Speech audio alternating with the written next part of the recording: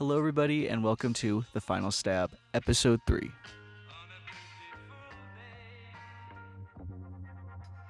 I wanted this week to be a little different since obviously still talking about horror, but not just horror movies, but horror video games. Now, if we're gonna get started here, I have a confession. I'm not really a gamer. I like games, I play video games, and I'm not like a hardcore gamer like some people. The most you'll ever get from me playing video games all the time, my top 3 right now, I would say Fall Guys, GTA 5, and Guitar Hero. I would like to play more horror video games, just never really had the time, but we can change that. Back a long time ago on the channel, I used to upload gaming videos, and gosh, gaming videos that just I have no interest in doing at all. I enjoy other people that make gaming content, but it's just not for me. I used to play the Friday the 13th game and I loved it, but it's been a long time since I played it now. I still need to play the Evil Dead game. I own it. I played a little bit of it, but I just, like I said, haven't really had the time. Which is why I'm excited for this episode, because I have one of my really good friends, Isaiah, aka Chai, as we all like to call him. You may know him from my short film Angel of Death. He played Sebastian, and he's worked with me in several different videos on the channel, and I'm very excited to talk to him this week on horror video games. Because just so I'm not boring you guys talking out of my ass, so I actually have someone who really knows something. But before we get to that conversation, which I cannot wait for you guys to listen because it was really fun. So before we start talking about horror video games, I had some pretty cool topics to talk about this week. It's a pretty big horror week this week. This is being pre-recorded before I go see any of these movies. So let's start off with Living with Chucky. It's finally out, guys. Kira Gardner, she is the daughter of Tony Gardner, who did most of the animatronics for the Chucky movies and other television series. He started from seed and going on to present day. And I remember when Cult of Chucky came out, there was this short film, this like short little documentary in the bonus features, I believe also called Living with Chucky. And it was this like shortened version of what we have today that I know she's been working on for several years. I could have swore, I remember even during like the 2020 pandemic, she was already gearing up to make this into like a feature-length documentary, and it's finally out. I had the pleasure of finally seeing it early a couple weeks ago, and I absolutely loved it. It's about time we officially got a real good full-on length documentary on the Chucky franchise, starting from Child's Play 1 to Cult.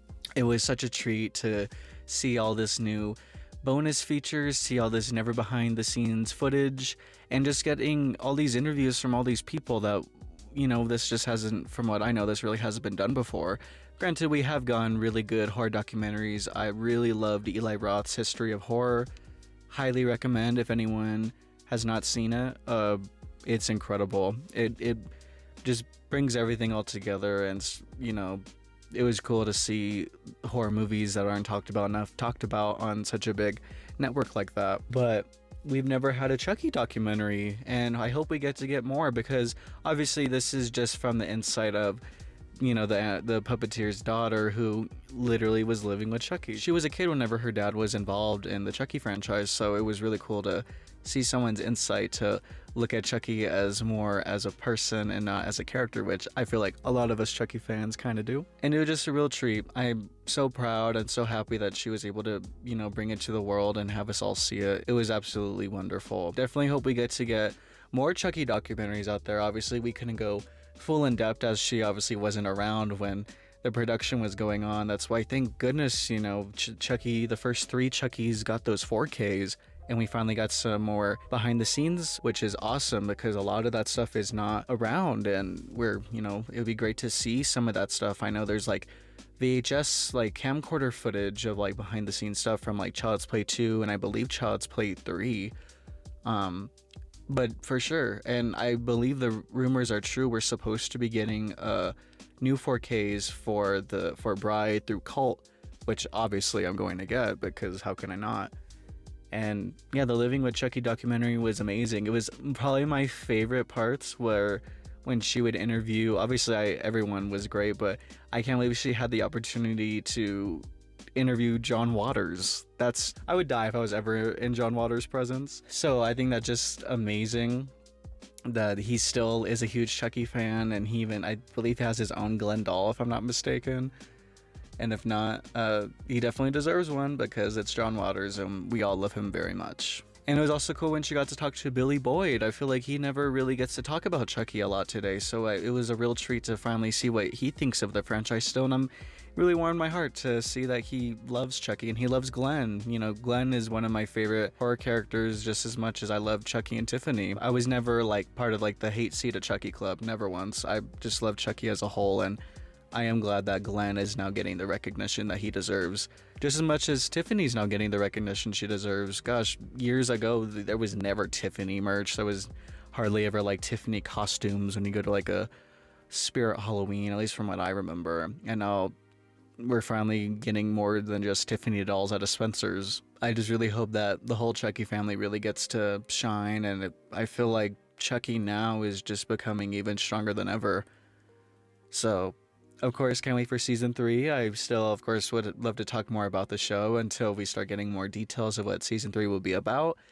So probably around this summer, going around to fall, I would love to talk about what I want to see and what else I would like them to do with it. Putting that all together, I think Kira made such a great documentary. If you guys are interested, definitely go check it out. I know it's on Screenbox and it's also on Blu-ray. I recently just got my Blu-ray today with this recording, and it's really cool. Highly recommend, because always get physical media.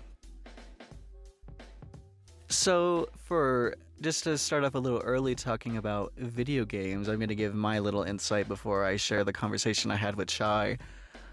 There is going to be a Five Nights at Freddy's movie. Holy shit. It's actually happening, guys. And just to let you guys know how I feel about Five Nights at Freddy's as a whole, I mean, I was young when those games came out. I think I was like in middle school. I liked them, and obviously they are scary, but over the course of time, Five Nights at Freddy's has been incredibly memed on, and we all look at Five Nights at Freddy's way differently now. So it's really crazy that we're finally getting a movie, because I don't really know how to feel about it, considering that, don't know who's listening, but you know if you know if how Five Nights at Freddy's really is in like the public eye is it's not frowned upon, but it's like it's a meme. It's laughed at a lot. So the fact that it's gonna be a movie, it's like, are we really gonna take it seriously, or are we gonna have just like a good scary time? Obviously, I don't care which other one it is. I just can't believe we're actually getting it. But we're getting it from Blumhouse, which I wanted to talk about real quick. Is Blumhouse. I like Blumhouse, or Blumhouse, whatever the hell you'd like to say. I'm going to say Blumhouse. I like Jason Blum. I think he's a pretty good producer. He had started off pretty strong. I believe he started with the Paranormal Activity movies, which would love to talk about those one of these days. And then, going forward on to, I believe Get Out was also Blumhouse. Black Phone was a recent one. There's been a lot of good Blumhouse horror films. Sorry if I can't name every single one, but you know which ones I'm talking about. But the only thing that is kind of, I'm a little iffy about, considering that they did also do the new Halloween trilogy, which I loved. Blumhouse right now is kind of like in this, it definitely has a lens now. It has a filter. You can tell like it's a Blumhouse movie. Blumhouse movies so far have been, for what the kids say, mid. Like, we recently got Megan, which I thought was fine. The gays loved it. Gays love Megan, which good for them. I liked Megan, but I just felt like it would have done better if it was rated R. I definitely recommend that unrated cut. But wow, the hype for that movie was huge, and I thought it was okay. And then we also got Violent Night, which I also thought was kind of whatever. And then we also just got Cocaine Bear, which I also thought was okay. It was kind of whatever. So I do hope that with the Five Nights at Freddy's movie, they will do justice to the video games. Because obviously, when I started playing Five Nights at Freddy's, many moons ago, I just thought, okay, whatever, like generic, creepy, demonic animatronics. But then, obviously, through years of watching YouTube and knowing about Markiplier and MatPat and all the theory videos, I was just like, holy shit, they're putting fucking kids in the suits? I was like, oh my god, what the hell is this lore? I've been missing out. And so to see that turn into a film actually is pretty exciting, but the only thing that scares me is the fandom. Don't get me wrong, if you're a FNAF fan, all power to you. I don't mind. I like FNAF, but some of y'all are crazy. But that's every fandom, right? We'll see how things go. I mean, as we all know, FNAF is, it's quite a beast, isn't it? But that's really my stance on the FNAF movie. I'm gonna see it regardless if it's good or bad. I really hope that it is gonna be entertaining. And from that first picture they dropped, I think it's gonna do good. I hope. It's definitely gonna make a lot of money. FNAF is huge. And it sucks because I think they're gonna be competing with Saw. And we don't really know a lot about the new Saw movie or Saw X, which is a cool title. And yeah, I think Five Nights at Freddy's is gonna blow Saw out of the water, which is unfortunate. So hopefully they release Saw like at least like a week or two early, just to, you know, before they get freaking drowned by the FNAF fans. So yeah, really, I send my prayers to Saw X. Next up, we're going to talk about something that is really exciting. Like I said, this is going to be a crazy week. I have a insane double feature. We're going to be watching Beau is Afraid and Evil Dead Rise, baby. Oh my god, I can't believe it. First, I want to start off with Beau is Afraid, and then we'll save Evil Dead best for last. Obviously, I am a huge fan of Ari Aster. Oh my gosh, that man is crazy. He makes the most fucked up horror films, and I fucking love it. I will never forget, this is a funny story I want to talk about. I remember when Hereditary was coming out, and kudos to the marketing for not showing a lot, because holy shit, it's been 5 years now, I think we already know, that it's a completely different movie than it is from the trailer, because fuck me sideways, I took my grandparents to go see it, and I regret it till this day. Like I said, you guys know if you know what happens in that movie, and it's just fucked up, and it's depression. It's literal depression, and I love it. I will never forget my grandparents' faces while watching Hereditary, and I'm like both like traumatized and also just like, oh god, I can't believe that I'm here with my family. And I remember I felt so bad showing them Hereditary, but I didn't know. I fucking, like I said, couldn't believe how different it was from the trailer. And yeah, Hereditary is phenomenal. Absolute 10 out of 10. I'm so glad that I think Hereditary really changed, you know, horror, and it changed A24's image in such a great way. And I think Ari Aster, anything that man makes, I'm going to watch, because I think he's just absolutely incredible. That also going with Midsommar, funny enough, also saw that with my aunt. And we also know what happens in that movie, which is also just as crazy, if not maybe crazier.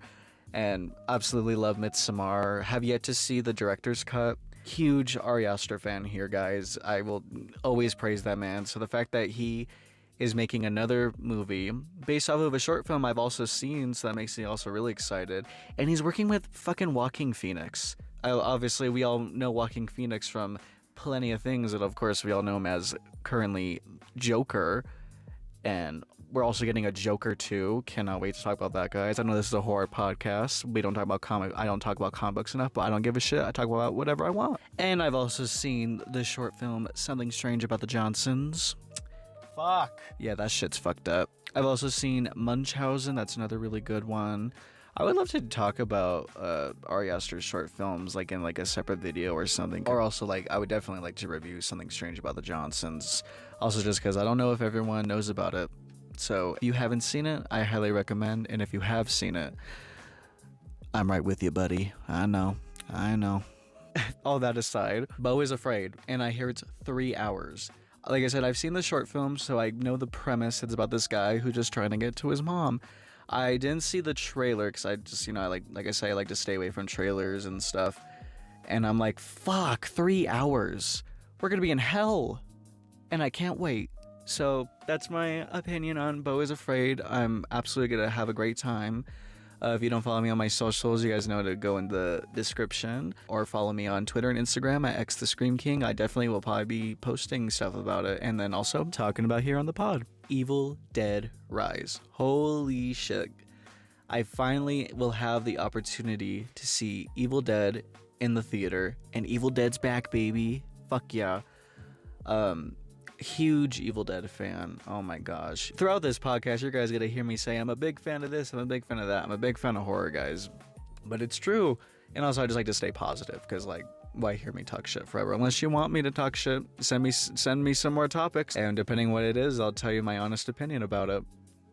But Evil Dead Rise, personally, haven't seen it yet, but I do think Evil Dead Rises would have been a better title. Just kind of, goes off the tongue really nice, but I don't care. I think we know that this is gonna be good, guys. It has to be. Same thing, also stayed away from trailers. I like to go in as blind as possible. All I know is a mom's possessed and we're not in a cabin anymore. Love it. I have seen Ash vs. Evil Dead, but I never saw season 3, and Netflix is taking it off, so fuck you, Netflix. You don't ever want us to have good things. Sorry. See, I'm talking shit. I will have to get it physically now to see season 3, and I never saw season 3 because I didn't like to think that Ash's story ends, and to this day I still don't know how it ends in the show, and I would love to finally watch it because Ash vs. Evil Dead was such a great show. I mean, like I said, I've only seen the first 2 seasons, but I'm sure season 3 is just as good. And of course, we're not going to probably ever see Ash in the flesh again. But in any capacity, I'm always happy for any Evil Dead entry because it's fucking Evil Dead. How can you go wrong with it? Deadites and blood, and we'll be there. And just to kind of talk about Evil Dead as a whole, I loved Evil Dead. A funny story, the first time I ever saw Evil Dead, I saw a glimpse of it once. I was like 5 or 6 years old. I remember my uncle was watching Evil Dead in the room, and I had like walked in, and it's the scene where Cheryl is in the basement or whatever, and she's with the fucking wood underneath her and everything, and she's screaming with fucking white eyes and blood coming out of her mouth. I remember that was just so terrifying for a five-year-old to see, and I remember I got so scared I like froze and I just walked out of the room. I'll never forget that. And then I ended up seeing like Evil Dead 2. I think that was the first Evil Dead I ever saw fully, because that's the funny thing with Evil Dead is its continuity is so weird, but we just kind of accept it. And so I remember late night staying up watching Evil Dead 2, and I was really young too. I had to have definitely been under 10 years old,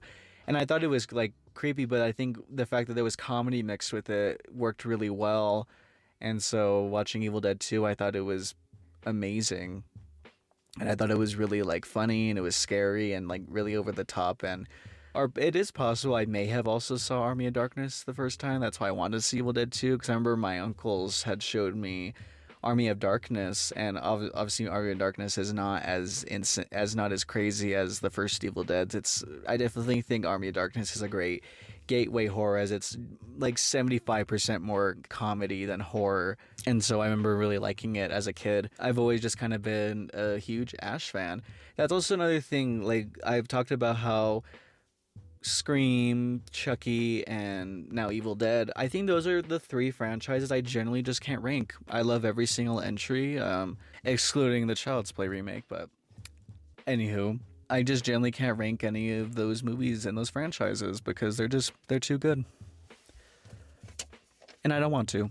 Going back to talking about Universal, which not Blumhouse, but Universal recently did Renfield, and I highly recommend you guys go check out Renfield because, oh boy, it's not doing great in the box office, and it's pretty upsetting. And it always makes me sad when I see a movie that generally deserves its money back and it flops. And yeah, definitely just go see Renfield, guys. It's a good way to kill a good 90 minutes. It's fun, gory fun. It's not PG-13, so that's a plus. And it's Nick Cage as Dracula. What's not to love? So I can't wait to see these movies, guys, and I'll be able to share my thoughts of what I thought about them. Keep it spoiler-free, of course, for, the time being, just because it's a little fresh, and I, like to give you guys time to see things and also not talk too much spoilers. Happy to have you guys listen to me talk to myself, but I will now be sharing the clip of me talking to Chai. We talked on Discord, so sorry if the quality's a little lower than before. Definitely would like to have him and many other guests here on the pod, so have fun while I listen to that, and I will be back for the outro. Alright everyone, I'm here chatting with my good buddy Chai, and we're going to talk about some horror video games. Oh, heck yeah. Now, Chai, I know you're a gamer. What you got to say about it? About horror games or just games in general? Whatever you want. It's a pod. We do whatever we want. As a whole medium, just do it. Just play anything. There's something for everyone. And to horror specifically, it's probably some of the most fun you'll have. Alrighty, I have a list of some horror video games I'm familiar with. Obviously, we know the infamous FNAF. But we also got Resident Evil, Silent Hill, Dead by Daylight, Last of Us. Anything you'd like to add? Alien Isolation is an absolute banger. There's a lot of great ones because, well, you named like the most recognizable ones. Right. Goes to show my taste. No, that's fine. I mean, there's nothing wrong with that. Because there's good storytelling games for horror games or atmospheric ones. Well, atmosphere is a part of all of them, but there's one that focuses on that more than others. Dead Space, I think, is truly a horrifying game. That game I've heard that one. on... Yeah, that one relies everything on atmosphere. Dead by Daylight is another good one. I think you mentioned that, right? Yes, sir, but you can add on. I don't care. Okay. Now, Dead by Daylight truly is a dream of a horror game because that brings a lot of franchises together that possibly wouldn't see anywhere else. Mm-hmm. So Outlast. I think Outlast is the, not gross out, but the more shocking horror. Which one would you say is your favorite? Horror game or franchise? Doesn't matter. Franchise-wise, I'd say Resident Evil, for sure. I know it's like a boring answer, right? But oh no, God, it's true. Hell, today I just finished my 5th playthrough of the remake. Oh, you psycho. Alrighty, well, I'm glad we got that covered. Now, this is what I was really excited to cover with, and I wanted to have a conversation about it and give me your rawest opinion. The FNAF movie. How do we feel? What do we want to see? I think the biggest thing that's like on its shoulders is definitely the story, because it's so vague in the games and it's so cryptic that, like, while there are some things that are fleshed out, most of the lore that people know are just things that people have, put together. So that's gonna be interesting to have like a finalized version of the actual story. I mean, besides that, I definitely think the animatronics are a huge undertaking. In terms of design and how they're gonna act and how they're gonna be presented in the movie. First time we got to see them like walk like in full motion was the VR game, so I'll be really interesting to see in person. But the hype of this movie, Jesus Christ, I can't even I can't stress enough how much it has on its shoulders. What did you call it? You think it's gonna be what, shitpost the movie? Oh my lord, the meme value out of this movie is gonna be astronomical. Jesus Christ. Whether this movie is a 10 out of 10 or the worst movie ever, it's gonna be probably one of the funnest things to experience, hands down. And not even just like within our within our friend group or like socially, I'm saying like across the world, dude. Yeah. Jesus Christ. Oh, I can't wait. No matter how the movie turns out, I just cannot wait for the aftermath. It's literally like the calm before the storm right now. Jesus Christ. I'm just scared of the theater experience. Who's gonna be there? Oh, we have the most rancid, nasty people in that theater. Like the same thing they did for the Minions movie, where they left banana peels all over the place, and they're gonna do something much worse for the FNAF movie. I could already feel it. I could smell them already. I know. Yeah.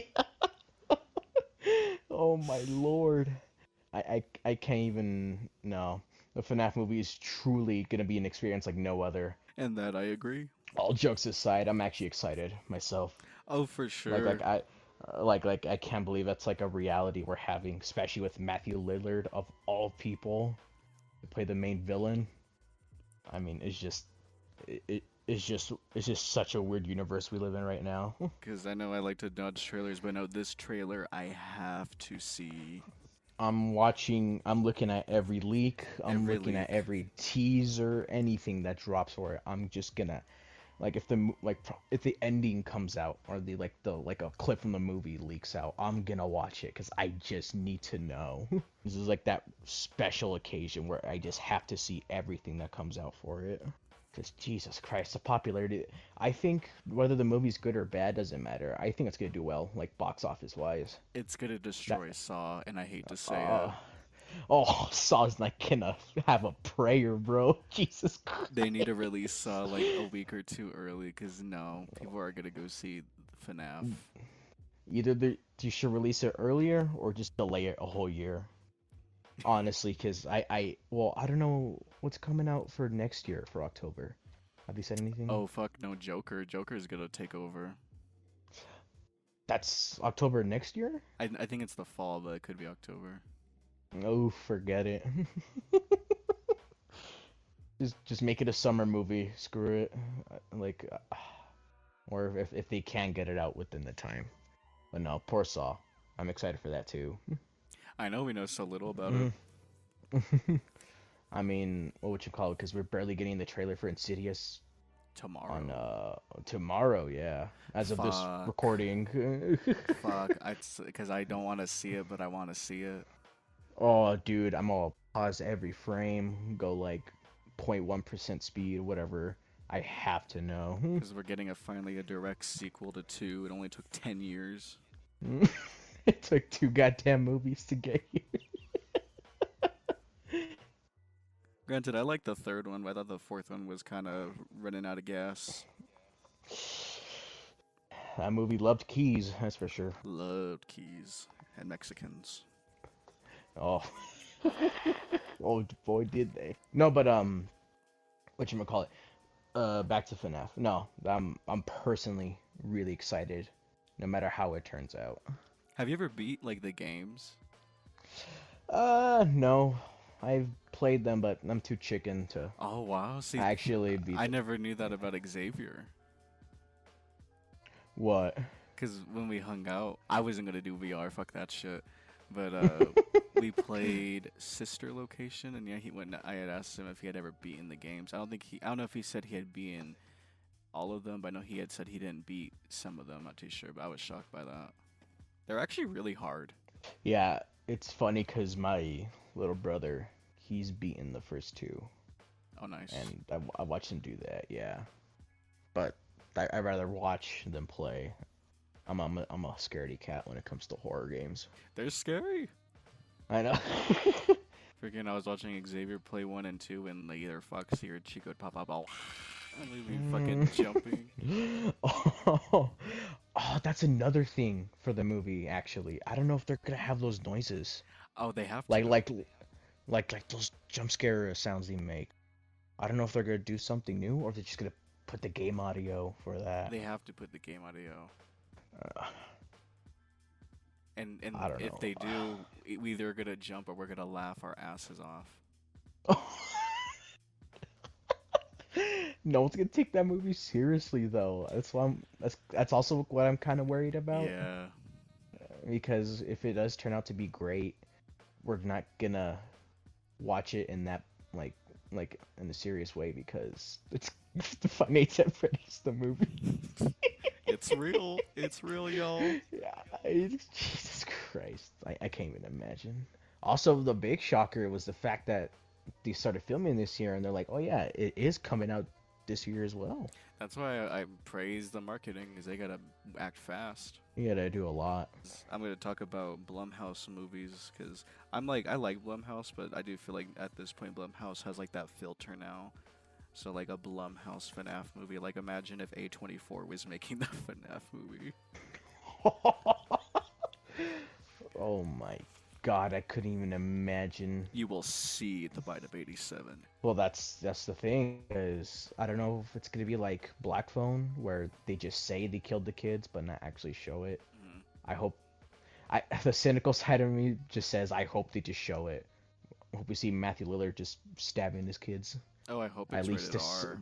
R. I know that's what I'm saying. It's like I don't know how far they're gonna take it. Blumhouse is Universal, right? That's Yeah, Universal owned. Okay. Uh, see, but they have limits. Well, Halloween Ends was pretty intense, but I guess that's special for well, Halloween. Yeah. Because especially since the games, I mean, they're all rated teen, but we never. We don't know anything except for that picture that dropped, which was shocking. The actual photo, not a leaked one. No, not the leaked one, the actual one. Because I it know. looks like the animatronics are going to be quite promising. I know. Oh god, they look huge. That's what. Oh, what did you think of Renfield? I gave it a 7 out of 10. I think it did what it needed to do. The stuff that's not the vampire stuff, the cop story stuff, I feel like that was just there to pad out the movie for runtime. That felt kind of unnecessary. Oh, sure. Like, I didn't really care for the I think- cop.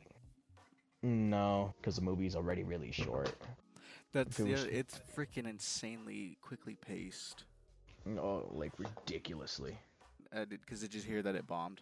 Yeah, that really hurt. That broke my heart because people went to go see Yeah. fucking. I think it's Mario, and people saw Pope's Exorcist. I don't know. I think maybe it's just a vampire thing, I which is too guess. bad. It's too bad because Maybe like people- it wasn't awful. I think it definitely deserves its money back. Oh, no, like everything that had to do with the vampire stuff, I freaking loved. Because I didn't know Robert Kirkman was a part of it. And I was like, that's why it was so extremely gory. I liked it. It did what it needed to do, but you could definitely tell that cop stuff was just added to give it, actual length time to the movie. Poor Aquafina. She's fun, but she feels like she plays the same character for everything she does. Not that she's bad, but like she felt like the same character she did inside like Shang-Chi, or even her episode for The Boys, the Diabolical. It's like the same energy she gives. It was one of those I don't think roles where like we would have gone either like Tiffany Haddish or Melissa McCarthy. Yeah, definitely just like the funny woman. You hear the budget of Renfield? It was like 60 million, right? Yeah, Something 65 really big. million, and it only made like 3 million on Friday. The drop. I was like, oh my god. Right now it only has 11 million right now. Oh my lord, that's actually sad. Well, granted, from what I 'Cause- know, it's not getting shown internationally as much as America, so that's one of the problems. And I guess that Pope's Exorcist was released way earlier internationally. That's actually too bad, Mhm. because I feel like we need more movies like this where it's just dumb fun and like crazy well, not wacky, but like fun ideas and crazy scenarios. Like, I'll definitely rewatch it, but I'm skipping like all the cop stuff. That's fair. I'm just I'll watch everything with Renfield. That was focused on Renfield. I liked. Because I didn't even know Brent Schwartz was in the movie. Me either. That really. I was like, Sonic! Yeah. Sonic! It was like leaked audio, Sonic 3. I love cocaine! All right. Beau is afraid. Are we ready? Oh my god. I need you to send me that short film. I was gonna ask you earlier, because I wanted to watch it again. Because, fuck. What's the runtime again? About 3 hours. Jesus. I think it's Murphy. like 2 hour 59. Oh my lord. Oh. 1 second. My god, your viewers are gonna love this. Me dying on the podcast. Jesus. Shocking. Mexican dies from coughing too much. Beau is afraid. I don't. Because you haven't seen that first trailer, right? I haven't seen a damn thing, only just like snippets. No. Well, I won't say, right, but even in that trailer, they show, like, I guess a bit, but I still don't feel like that's the whole thing. Freaking Guardians of the Galaxy over here. Oh no, I wonder what's gonna happen in that one, right? With its goddamn marketing. But it's like it shows a lot, but it's also so vague on what it actually is. I mean, we know what the plot is, obviously, but it's still like, what is 3 hours of this? I'll never forget when the Hereditary trailer dropped, and it's a completely different movie. I remember seeing the trailer, and it's funny because like it looks so generic Yeah, in that no, trailer. absolutely. It looked like any other horror, like probably. I haven't seen the Pope's Exorcist or the trailer for it, but I'm that sure shit's it probably generic has to a the fault. I Yes. know how to say that. Probably it has like that exact same style where it's like, oh look, spooky things. And then you watch Hereditary, and then you're just dead inside. Yeah. We were not prepared for Hereditary. Let's just say Mm-mm. that we were not prepared as a Mm-mm. society as a whole. Hail King Paimon. Ari Aster, that dude has a vision. Jesus Christ. He's a fucking nut, that's for sure. Which one for Midsummer? I I didn't know what the hell to feel by the time the credits for that movie rolled. I was just like, what did I just witness? I haven't seen the extended cut, right? But doesn't it add like another 30 minutes or something? Yeah, I Like still that? need to see it too. What more could there be that you haven't shown? I'm like, Christ, I don't want to know. Beau was afraid. My hype for that movie is astronomical. I cannot wait to see Yes. what chaos that is. It looks like 2023 is gonna be a good year for horror. Yeah, honestly. Oh my God, Insidious. I can't even. Oh, Oh my lord. I was to say I was gonna wait till probably next week to talk about it, or around that time when it's coming out, because yeah, we'll definitely talk about Insidious. Okay, definitely. Well, I won't say anything now, but hype. That's all I can say. Hype. Hype. Evil Dead Rise, baby. Oh my lord. I think it was yesterday or the day before. I finished up watching all the movies, Oh, nice.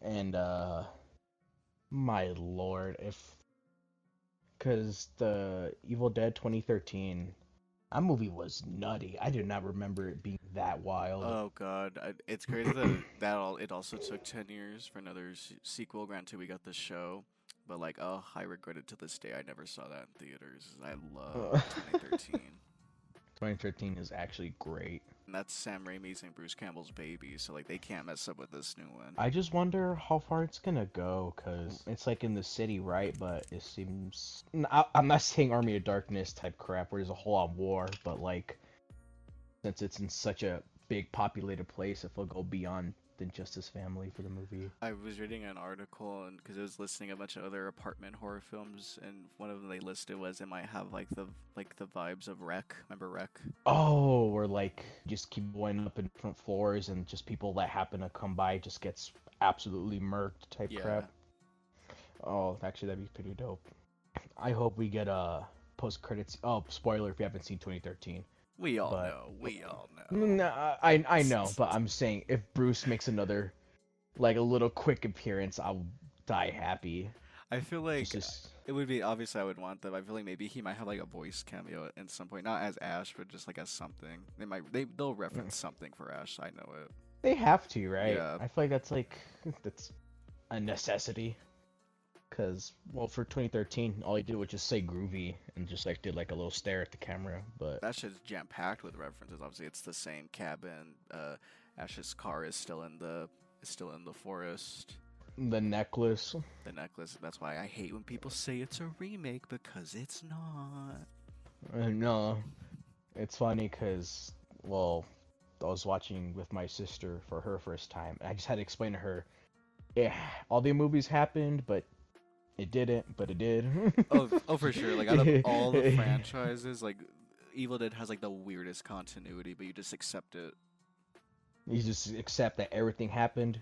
Everything that changed also happened. It's so weird. Because literally they like remake the first movie twice. Yeah. Oh, I don't think nothing is preparing us though for Barbie and Oppenheimer. On the movie of movies. Freaking Hiroshima and the most cryptic movie ever. Out of every movie in existence, the Barbie trailer is the most cryptic. I hope it's as wild as Evil Dead. Just surprisingly rated R, just nuts to butts. Well, already, Chai. Any less comments? Play Resident Evil 4 remake. Just do it. just go get it. I can't put it down, but no, thank you for having me here. Freaking, this is awesome. Absolutely. We're definitely doing this again. I had a blast. Oh, I had a blast as well. I always wanted to do some podcast things, so super fun to do. All right, and to end it off with a bang, let them all know why they should be excited to meet Xavier when we talk about the FNAF movie.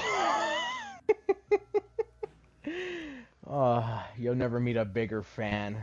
Honestly, quite literally, physically, and emotionally. And he's one of the A good bigger fans. He's fan. one of the good fans. He smells nice. Let's say that. We love you, Xavier, if you're listening. Oh, oh my lord. Yeah, yes we do. Yes we do.